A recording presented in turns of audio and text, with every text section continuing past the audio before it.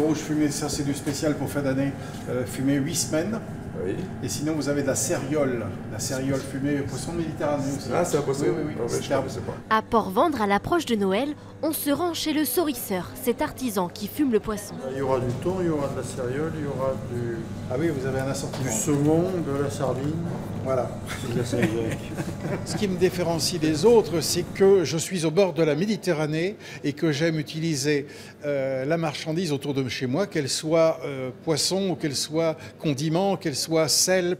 Si Joël Lefrançois en a fait sa spécialité, à cette période de l'année, il réalise pourtant 70% de son chiffre d'affaires grâce au saumon fumé d'Atlantique. Après avoir mis en filet, salé puis rincé le poisson, direction le fumoir. Dans cette ancienne cuve à vin, la température ne dépasse pas les 25 degrés. Je vais fermer, pardon. Parce que là, c'est plus simple pour moi. C'est parti pour combien de temps ? Ah, c'est parti pour 4 heures, 5 heures, suivant le climat, la météo et surtout le vent, puisque ici on est dans une région où il y a quand même la tramontane. Un fumage accéléré, pas de quoi impressionner ce breton d'origine lorsqu'il décide d'ouvrir sa boutique il y a plus d'1 an.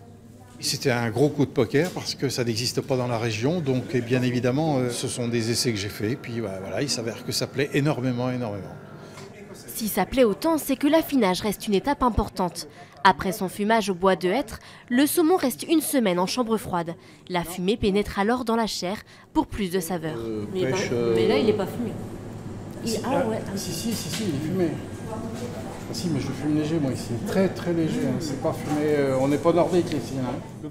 Un brin visionnaire, il souhaite désormais développer de nouvelles techniques de fumage et s'étendre à d'autres produits de la mer qui sortent de l'ordinaire.